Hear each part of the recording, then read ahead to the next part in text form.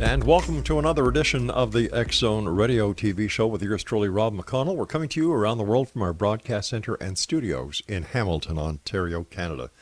Now, if you'd like to contact us on any social media site, it's X-Zone Radio TV. My email address is xzone@xzoneradiotv.com.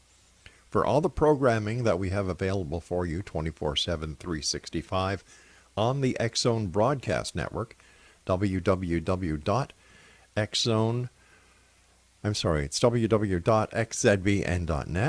And of course, for Simul TV, we're channel 21, www.simultv.com. Exonation, my guest tonight is Tom Ogden. He is one of America's leading paranormal experts and authors on ghosts and the spirit world. He considers himself a researcher and a paranormal journalist. In preparation for his books, he listens to first-hand accounts, compares to historical claims, and then subjects them all to rigorous examination. Tom is also a member of the Paranormal Investigation Committee on the Society of American Magicians.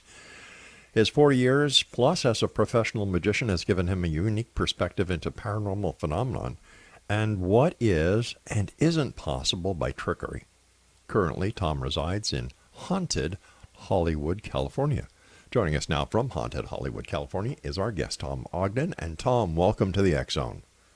Thank you very much, Rob. It's great to be here for the first time. Well, I'm sure this won't be the last time. Tom, first of all, to you and your fellow Californians, we've been watching the news around the world, in Canada, the United States. Those fires that you're having, our best wishes and our prayers are with you all. Thank you. It is devastating. California, of course, this is our driest season. We've come out of the summer and the winter rains haven't started yet. Right. So all of the vegetation on these hillsides have been growing up because it's mostly chaparral, not forest. And it's statewide. That's one of the big problems as well. How did you get started as a magician first? And what was the crossover point to the paranormal? Right. Well, one slight correction. It wasn't 4 years. I've been a magician for 40 years. Oh, I'm sorry, 40 years. No. I probably mistyped that when I sent you my background information. I started as a teenager, and then after getting through college, discovered I had no other marketable skills. So I stayed in magic, which would pay my way through college. Magic has always had this connection with the occult, the supernatural, because of it goes back to ancient times when science separated from religion, and magic was sort of a bridge between the two. Many oracles and spirit workers and shamans would use simple magic tricks to convince people that they had powers beyond humans. By the Middle Ages, not the Dark Ages, but by the Middle Ages, magic was clearly by that time an entertainment, not a sorcery or witchcraft. But still, that connection lingered through the centuries, and magicians have not done a great deal to disavow it because it gives a little bit of extra, another layer, a little bit of mystery to their persona, I suppose. Right. I was not particularly interested in the paranormal until about 10, 15 years ago, other than from a magician's point of view. In other words, I knew how magicians in the past, going back to the 1500s actually, appeared ghosts on the stage next to living people, how they would use tricks to do spirit communications, a sort of demonstrations were done in seances, at spiritualism seances in the late 19th century. Late 20th. Yeah, 19th century. Yeah. And, of course, I'm just old enough to have seen a couple of the last spook shows that magicians toured after World War II, in which they showed horror movies and in between did a magic show themed with ghosts and monsters. So I had that interest. But I was asked by the Idiot's Guide series They're the competition to the Dummies series, to write a book called The Complete Idiot's Guide to Magic Tricks, which came out in the late 90s. And as it was in galleys, I guess, or proofs, they said, we want to do not a how-to book, but a general information book on ghosts and hauntings. You're a magician. You must know all about ghosts. And I said, well, does it pay in advance against royalties? And they said, yes. I said, I know everything there is to know. Not only are you an expert magician, but you're also an astute business person. If they're going to, it's actually, what's that? Nothing. Yeah, oh, sorry. It's an old magic creed that you accept the performance first, then figure out how to do it. But as I said, I already knew the magic background, but I knew nothing, and of course I knew famous classic ghost stories, but I didn't know any of the actual scientific investigation that had been done, not just by skeptic societies, but by professional societies who were trying to figure out what ghosts actually are and what they're not. And if they are a returning spirit from a human being after death, why would they bother to come back? They were trying to put together and are still trying to put together sort of a universal theory of the paranormal that would explain why some people will see an apparition, but someone else will only sense a disturbance in the room, or the back of their hair, the hair on the back of their neck will go up, but they don't see anything. To explain why all these things are possible. So when I started researching that end to put in my book, I was hooked. And I said, I have to learn more about this. And then after that book came out, which went through 2 editions, a different publishing house 5 years later, and this is what authors love to have happen, or writers love to have happen, I got an email out of the blue from someone I didn't know saying, hi, we're with Globe Pequot Press in New England. We'd like you to write a book for us called Haunted Highways. So they love it when you don't have to send a proposal. They bring it to us. They were impressed by the take, I guess, on my Ghosts and Hauntings book, that instead of doing it chronologically, when I got into the actual ghost stories, I separated them by types of venues. My premise was that ghosts don't haunt people, usually. They haunt places, and then we stumble into those places. So what type of places do they return to? So there was a chapter on haunted theaters and haunted cemeteries and haunted hotels, and there was one chapter on haunted transportation, which of course featured the stories of the hitchhiking ghosts and that sort of thing. And that's what led them to me, and that one book is turned now into a series of 12 books over the last 24 or so, last 15, 20 years. Tell me, have you ever seen a ghost? No, but boy, do I wish I had. I think it has something to do with the fact that I'm a magician and I may be trying too hard. Or there's not a skepticism, but a natural elimination or dismissal of not messages, but messages is as good a word as any evidence that something unusual might happen, and I'd just dismiss that, these things happen.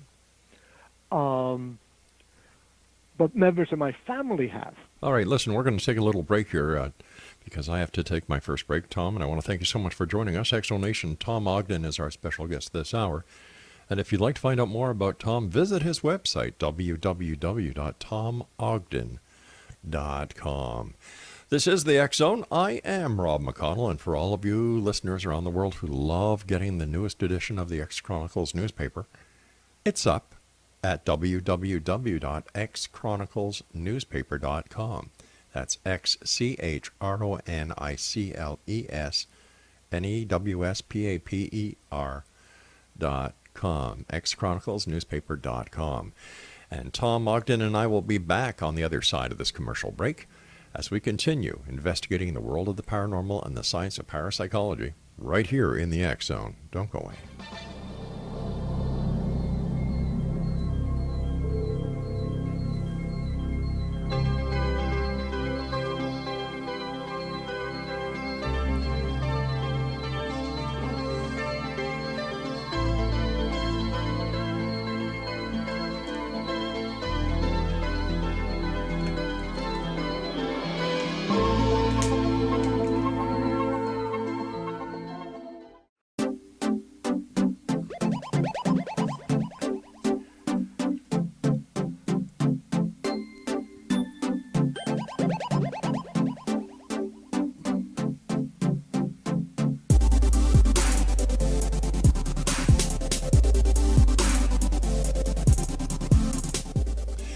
Tom Ogden is our guest, www.tomogden.com. And Tom, not having seen a ghost yourself for one reason or another, when it comes to ghosts, are you a believer?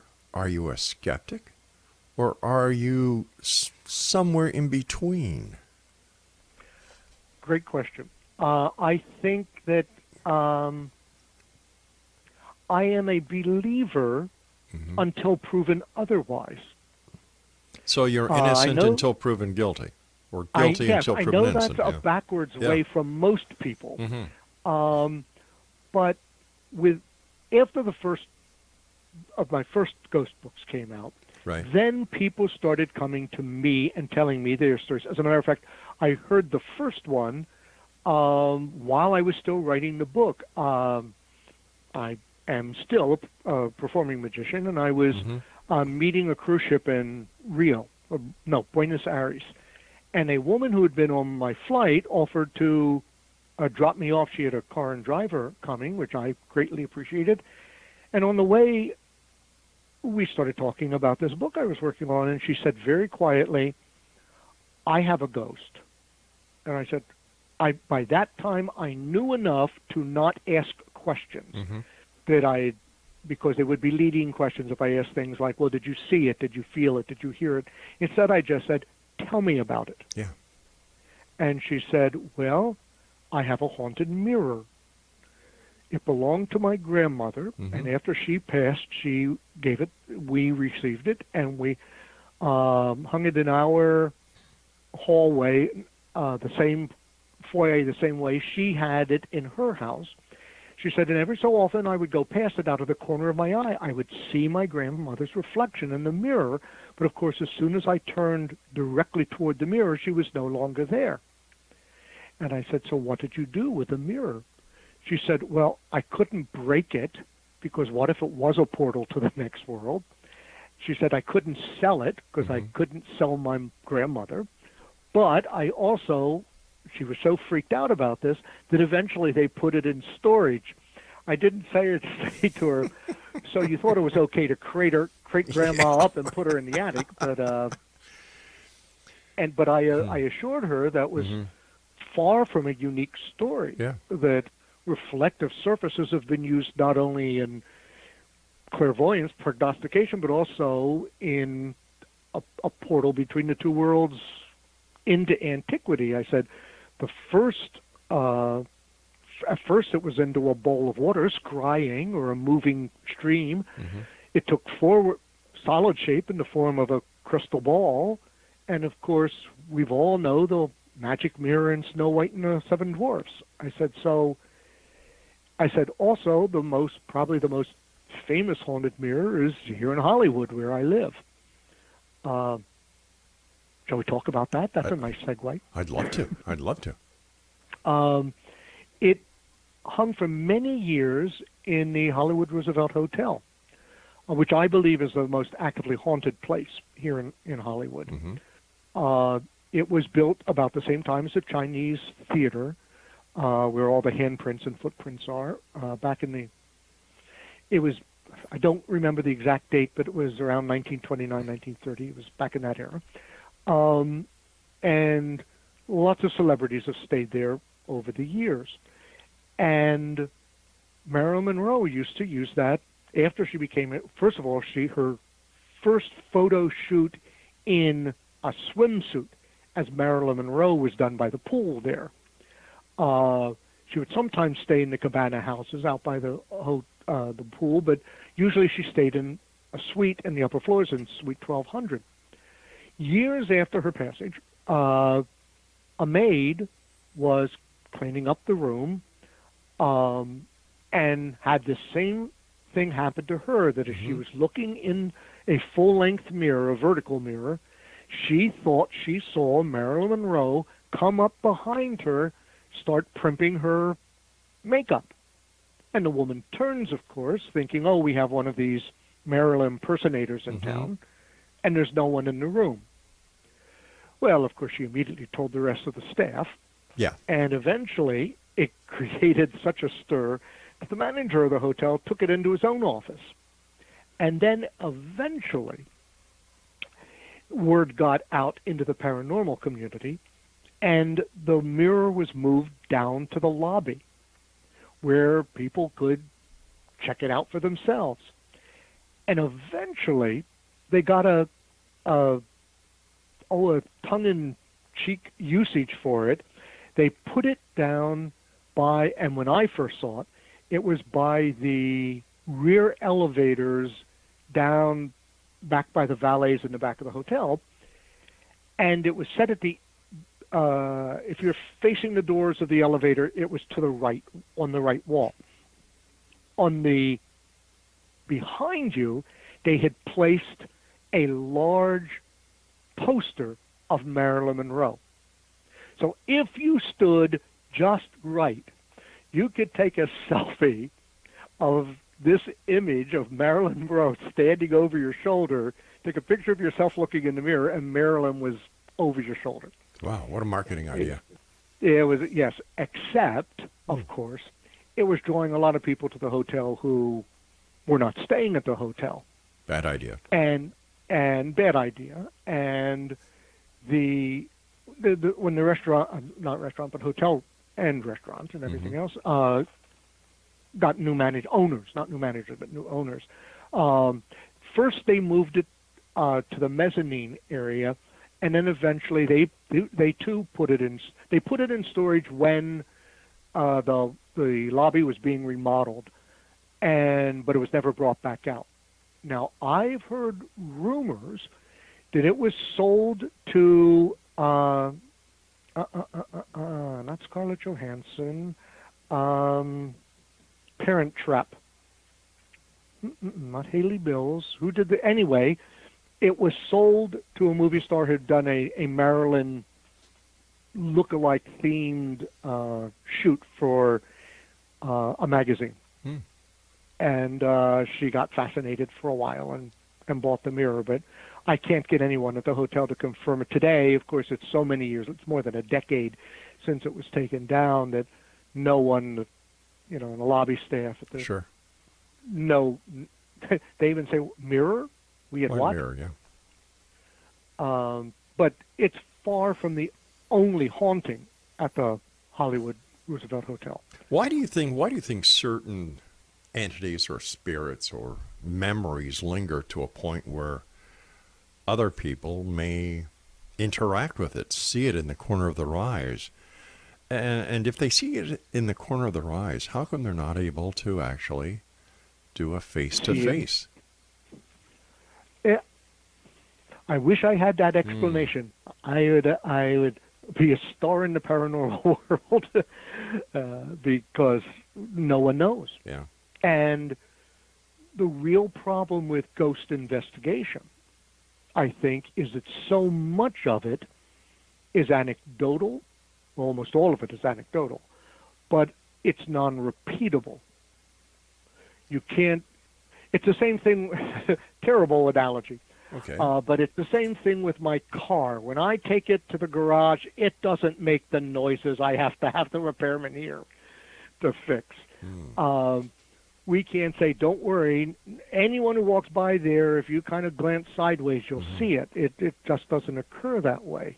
But I don't know why that is such a frequent attempt at whether it is actually a mirror of, a memory of the mirror that triggers a false image, or whether, I don't know. I do not have an answer for that.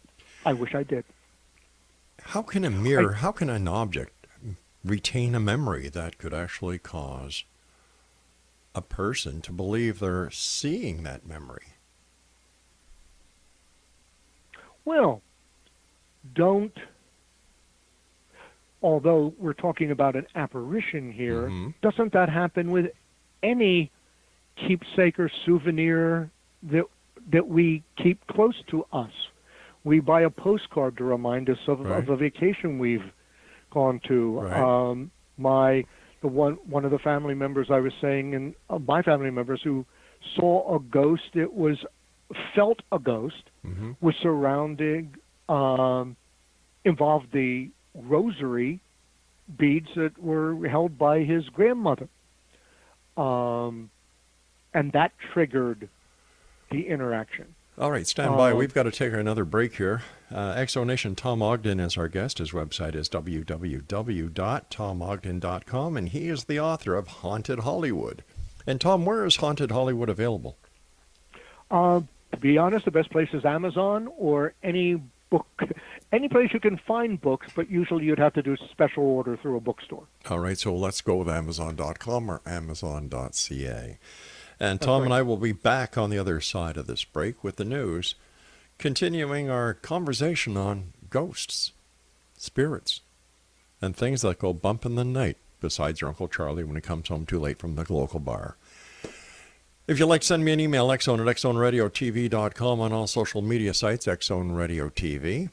And like I said, the newest edition of the X Chronicles newspaper is now available online. You can digitally download it. You can read it online, or if you'd like to go, you can go to Amazon.com and get the paperback version. Great articles in there this month. Our staff did a super job, as they always do, and of course, this is a place where people dare to believe and dare to be heard, Monday through Friday from 10 p.m. Eastern until 2 a.m. Eastern, from our broadcast center and studios in Hamilton, Ontario, Canada. I'm Rob McConnell. Book away.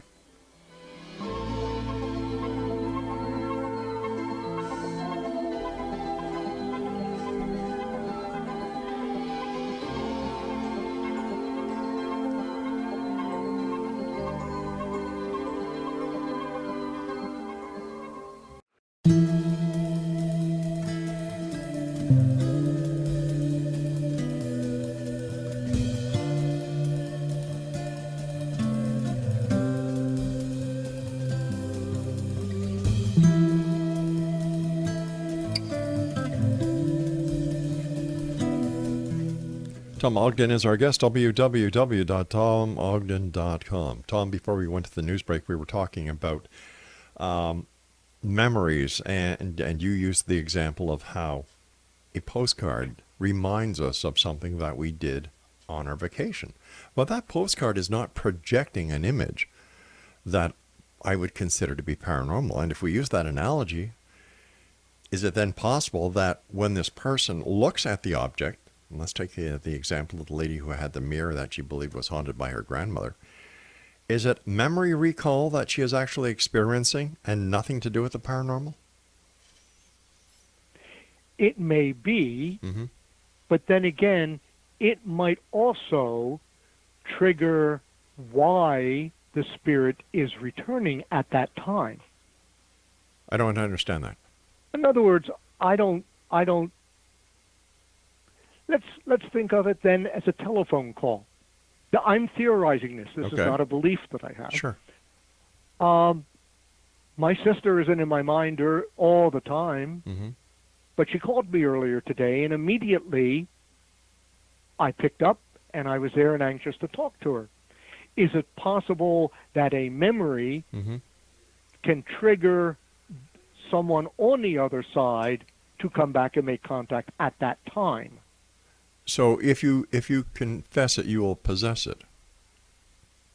I want, because something that I found in the paranormal, there's a lot of iffy stuff because there is no actual evidence. And today in the year 2018, there's a lot of technology out there, and 99.9% of the people who use it don't know what the hell they're doing with it. All these groups. You've seen me try to work my laptop. All these different groups that are out there going out night after night and doing paranormal investigations. You would think by now somebody would have caught something that cannot be disputed as hardcore evidence. But all these years later, absolutely nothing. And I really believe that what is happening now is that people are starting to say, oh, come on, not this again. And yet you deal with this, you write about it. So where do you draw the line between reality and belief? That you want to believe something so much that you yourself manifest it, and it has nothing to do with reality at all. Wow, an interesting field of inquiry. I also, and this is heresy to ghost hunters, but I'm also suspect about a lot of the electronic use to detect ghosts. First of all, it's all based, their use is based on the what they think ghosts are composed of.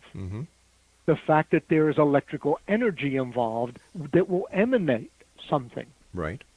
So if that's not really, at least our understanding of what electrical energy is, it would not be recorded.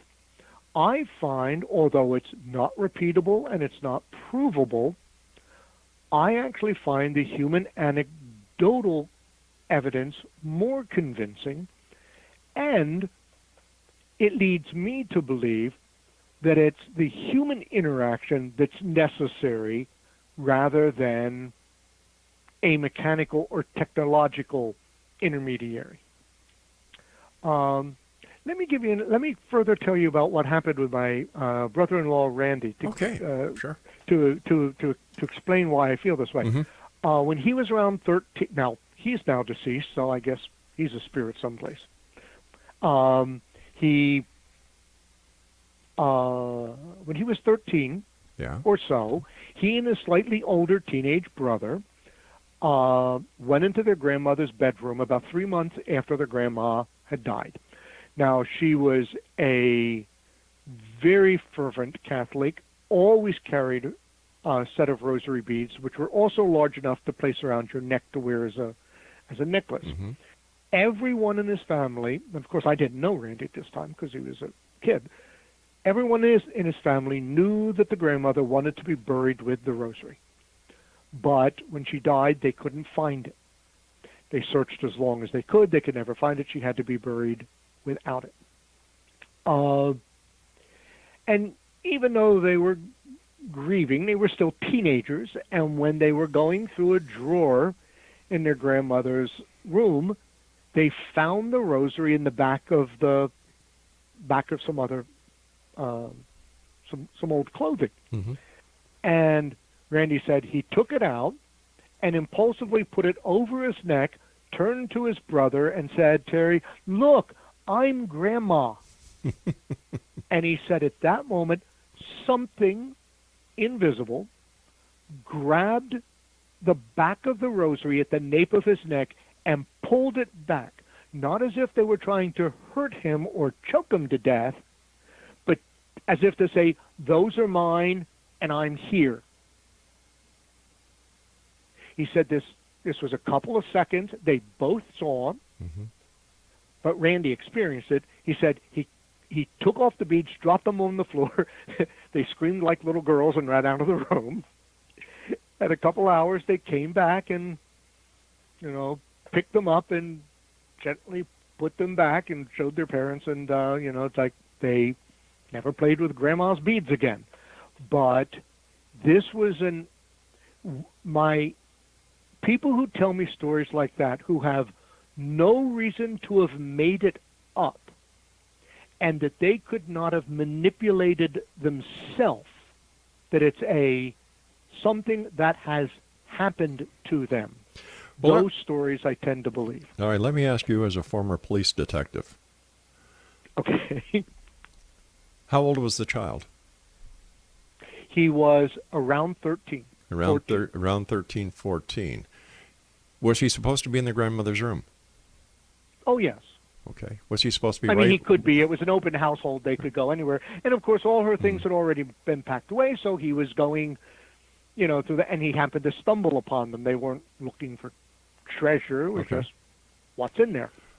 But at 13 years old, kids have rather vivid imaginations.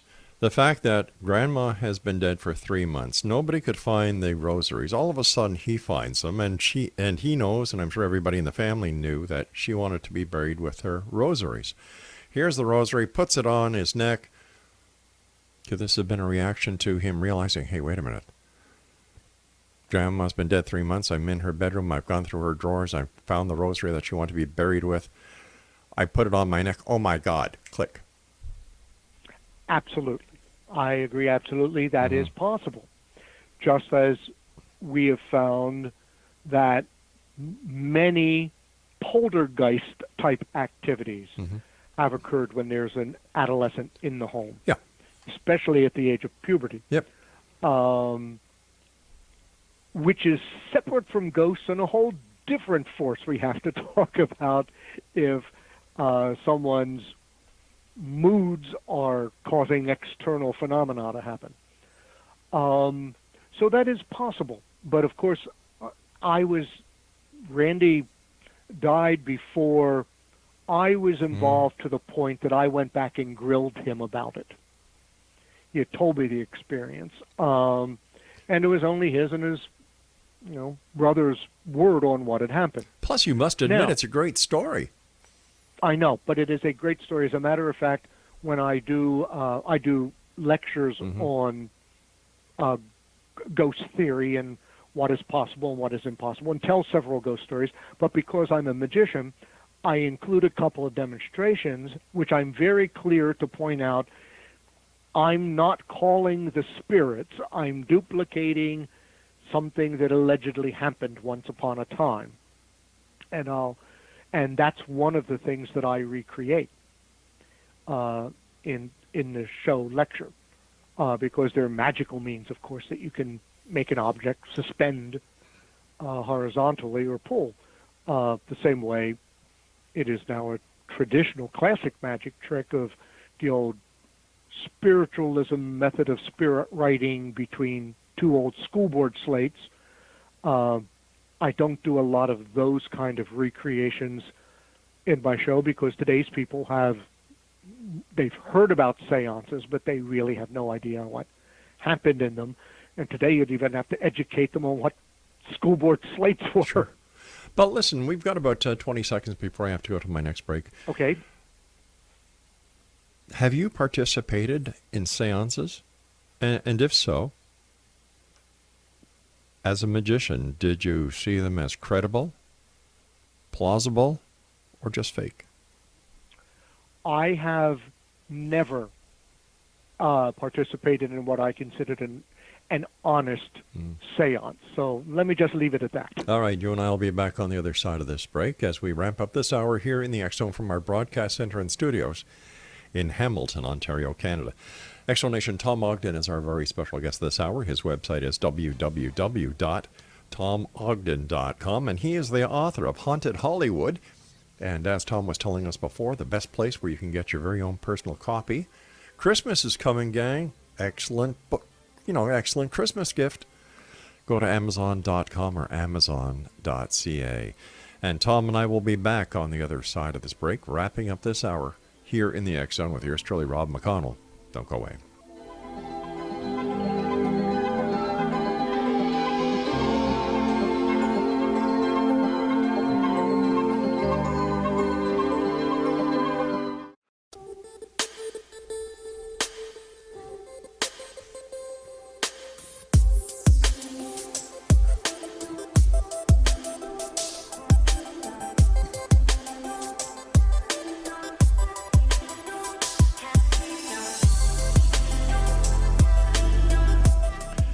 Tom Ogden is our guest, www.tomogden.com. He's the author of Haunted Hollywood, and all you need to do to get your very own copy or give it as a great gift at Christmas time, which isn't that far away, Exonation. It's available on Amazon.com and Amazon.ca. First of all, Tom, thank you so much for coming on the show. It's been great talking to you and sharing your experiences as a magician and a paranormal investigator, so thank you. Well, thanks. And you've been asking some really provocative questions, which I love, because that's the skeptic part of me as a magician.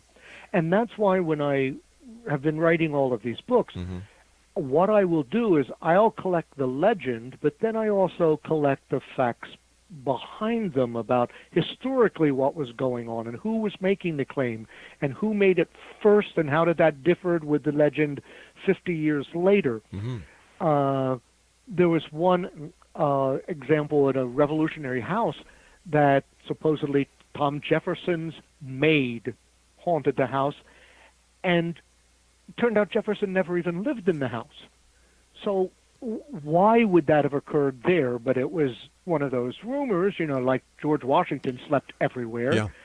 It was just Jefferson owned this house at one time, and someone said, oh, well, then that creak we heard in the attic must have been his maid rummaging for something.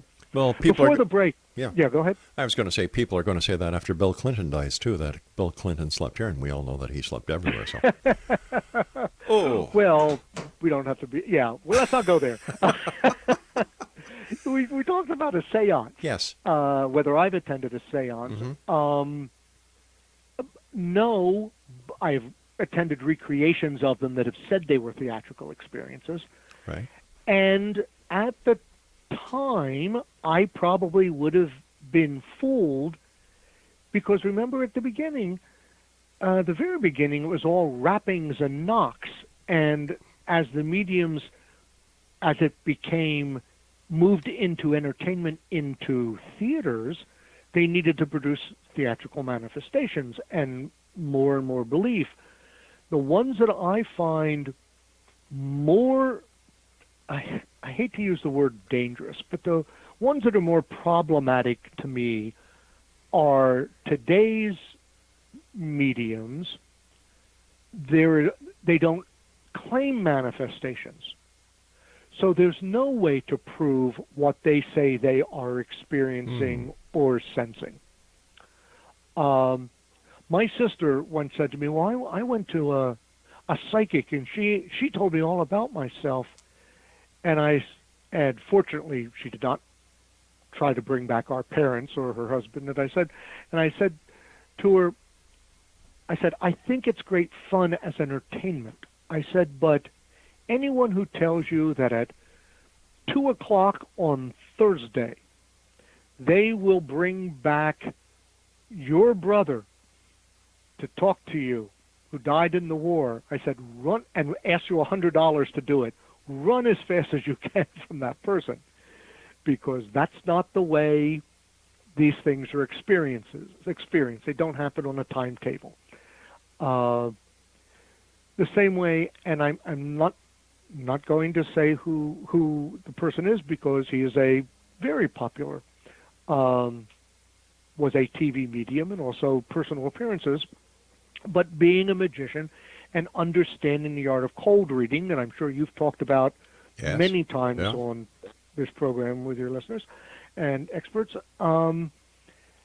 he was so adept that it stunned me, but there were tells along the way that that's what he was doing.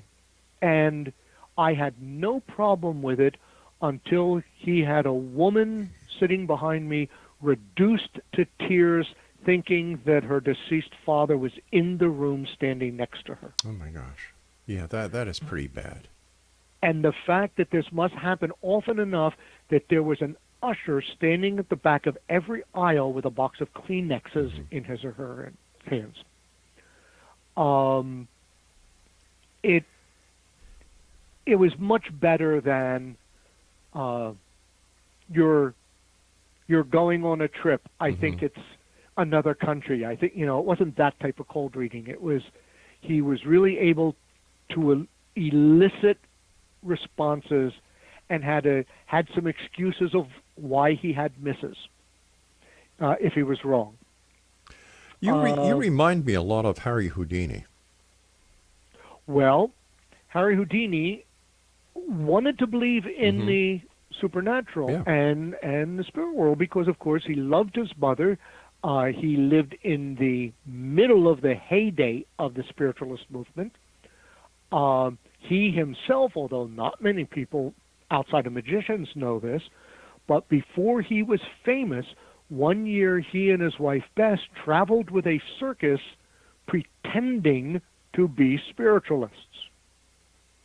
That he didn't do it under his own name. It was this psychic team, supposedly, and he learned all of the tricks of the trade back then. So then later, when everybody, including one of his good friends, Arthur Conan Doyle, who wrote the Sherlock Holmes stories, approached him as believers, he felt it was his duty to try to debunk fake spiritualists. And he never came out and said, they are all fakes. He would say, I will listen to any of them, but be prepared that I will expose you if you resort to trickery. And he never found anyone who was able to stand up to repeated examination. Can you tell us about the Paranormal Investigation Committee of the Society of American Magicians? Actually, I just joined it, so I can't tell you a great deal about it. I know that they are not currently going out like the ghost hunter programs you see on TV. So I've been a long-time member of the Society of American Magicians, but when I found out about the committee, I just sent in my application and got the card a short while ago. Maybe on a future appearance I could tell you more about that. Sounds great. You mentioned the ghost TV shows. What are your opinion of them? I think they're great entertainment. It has provided me with a lot of places I'd like to go to visit and learn more about. My problem with them is they have not, most of them have not had not a magician, but someone who is looking specifically for trickery to go with them as well. Well, plus they create a lot of the trickery themselves. Well, I wasn't going to say that, but let's put it this way. If something does not happen on camera, they don't have a show. That's right. Yeah. You can have one episode in which they walk around for a half hour and nothing happens, and they can say, in not only that, a night vision camera, which is hard to watch anyway, and say, oh, did I hear something? Oh, no, I guess that wasn't anything. I mean, you can only do that with one or two episodes in a season that nothing happens. And although there have been several instances where it's been accused that some of them have rigged the things, I just look at them as entertainment. But in fact, the one I liked most was the celebrity ghost hunters, where they would have a celebrity come on, tell an experience that they had, and then they recreate it, as a story. But aren't these people being a little dangerous towards society, the members of society who really want to believe? Like, to me, they're just like people who claim to be psychologists and really don't know what the hell they're doing. I don't have a good answer for that, except to say because I personally have always understood that they were just entertainment. So I don't know how many people are watching those shows and truly believing that they're finding these things all the time. Many, many, many, many, many, many hundreds of thousands. Well, that's sad to hear. I know. But the upside of that is that it has prompted more serious investigation that otherwise never would have happened. I hate to say it, but I've never heard of a serious investigation. And by that, I don't mean going out with electromagnometers. I mean sitting down and saying, could this happen? Under what conditions will it happen? Right. The British Psychical Society, which was the first one that was founded in the late 1800s to investigate ghost claims, only was formed in a reaction that by that time spiritualism had gotten to London. Yeah. And it was formed as a reaction to extraordinary claims. I hate to do this, but we've run out of time for tonight, good sir. Oh. Tom, I want to thank you so much for joining us. We'll have to have you back on so we can continue this conversation a lot further. Continued success. And Exonation, if you'd like to get a copy of Tom Ogden's book, it's called Haunted Hollywood. It's available on Amazon.com. And if you'd like to visit Tom's website, www.tomogden.com. I'll be back on the other side of this commercial break with the news as we continue here in the X Zone with yours truly, Rob McConnell, from our broadcast center and studios in Hamilton, Ontario, Canada. Don't forget, the X Chronicles newspaper is available online right now, the new edition, at www.xchroniclesnewspaper.com.